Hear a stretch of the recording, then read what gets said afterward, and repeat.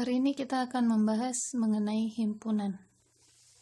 Pertama, definisi himpunan adalah sekumpulan objek-objek yang berbeda. Jadi intinya himpunan itu adalah sekumpulan. Ya, perkumpulan sesuai dengan makna yang pada umumnya kalian pahami. Kemudian objek yang ada di dalam himpunan itu nanti kita kenal dengan elemen, unsur, atau anggota. Istilahnya boleh menggunakan yang mana saja. Di sini mungkin kebanyakan akan menggunakan kata elemen. Nah, untuk himpunan biasanya disimbolkan dengan huruf kapital, huruf besar. Sedangkan untuk elemen itu biasanya disimbolkannya, dinotasikannya dengan menggunakan huruf kecil. Ada beberapa cara menyajikan himpunan. Yang beberapa diantaranya, pertama adalah enumerasi. Enumerasi itu secara makna dia adalah di list satu-satu, ditulis masing-masing setiap himpunannya kita tulis. Tidak disimbolkan apapun, benar-benar utuh kita tulis elemen-elemennya. Contoh, untuk untuk himpunan itu penulisannya akan selalu menggunakan kurung kurawal ya, kurung kurawal. Jadi himpunan itu pasti ini, misalnya A, himpunan A sama dengan, nah ini pasti menggunakan kurung kurawal nih. Yang ada di dalam kurung kurawal berarti dia adalah elemen dari himpunan tersebut. Contoh, ini adalah himpunan 4 bilangan asli pertama, yaitu 1, 2, 3, dan 4. Ini penulisan enumerasi. Kemudian misalnya ada sekumpulan, dikumpulkan di himpunan C namanya, isinya ada kucing, A, Amir, 10 paku. Bisa random juga ya isinya, tergantung dengan kebutuhan. Nah, kemudian bisa juga ada himpunan di dalam himpunan, seperti ini. Perhatikan bahwa pemisah antara elemen itu menggunakan koma. 1, 2, 3, dan seterusnya. Ini juga sama, A, B, nah ini ada himpunan di dalam himpunan, ini dianggap satu elemen. Dianggap satu elemen milik himpunannya R. Kemudian A, C juga ini dianggap satu elemen, walaupun dia elemennya ternyata berupa himpunan, tidak masalah ya. A, C ini yang di dalam himpunan, yang di kurung kurawal ini adalah himpunan di dalam himpunan R. Himpunan 100 bilang asli pertama bisa ditulis 1, 2, dan seterusnya sampai 100. Titik-titik ini menunjukkan bahwa dia berlanjut terus sampai angka 100. Atau misalnya ini himpunan bilangan bulat. Dari minus sekian ya, titik-titik ini menunjukkan dari min tak hingga, min 2, min 1, 0, 1, 2 sampai tak hingga juga. Kemudian yang perlu diperhatikan dari himpunan adalah keanggotaan. Ya, X elemen dari A itu simbolnya seperti ini ya, notasinya seperti huruf E. Ini untuk menyatakan X merupakan anggota himpunan A. Kalau huruf E-nya ini dicoret, maka dia bukan anggota himpunan A. Contohnya seperti ini. Misalkan tadi himpunan A dan R saya pindahkan ke sini ya. A-nya 1, 2, 3, 4, R-nya A, B, kemudian himpunan ABC dan himpunan AC. Apakah 3 adalah anggota dari himpunan A? Kita lihat di sini, 3 ini ada nggak di elemen dari himpunan A? Ada ya, berarti dia benar bahwa 3 elemen A. Apakah 5 elemen dari A? Kita lihat di himpunan A. Ternyata tidak ada elemen 5, maka 5 bukan elemen A. Kemudian, apakah A, B, C ini adalah elemen dari R?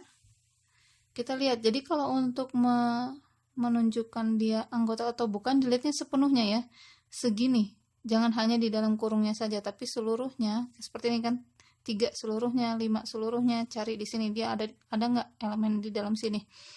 Kemudian ini juga sama kurung kurawalnya, ini kita anggap sebagai satu kesatuan, sebagai satu elemen, A, B, C, ini ternyata benar ada di elemen R, yang ini ya.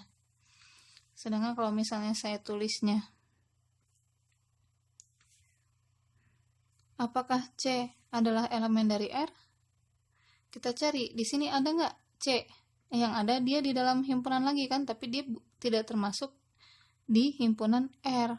Dia masuknya sebagai satu kesatuan, jadi C ini kategorinya bukan elemen R. Kemudian, apakah kurung kurawal A ya, himpunan A ini adalah elemen dari R? kita cari semua kesatuan ini, bukan hanya A saja. Kalau A, iya, dia adalah elemen dari R, ya, karena ada di sini. Tapi kalau misalnya kurung kurawal A atau himpunan A di sini tidak ada, maka dia bukan elemen R. Seperti itu bedanya ya. Kemudian kalau misalnya B juga elemen R, tapi himpunan B itu pasti bukan elemen R. Seperti ini pasti bukan elemen R. Ya, bukan. Karena di sini adanya B saja, bukan himpunan B. Kemudian A, C, himpunan A, C itu dia masuk elemen R. Seperti itu ya, untuk menentukan apakah dia anggota dari himpunan tertentu. Selanjutnya, penulisan dari himpunan itu bisa menggunakan simbol baku. Jadi ini simbol yang memang sudah dibakukan, jadi sudah disepakati bahwa simbol ini menunjukkan menunjukkan elemen-elemen tertentu. Contoh, himpunan bilangan positif ini dinotasikan dengan P, ini P-nya P tebal ya. Isinya adalah semua isi bilangan bulat positif, 1, 2, 3, dan seterusnya.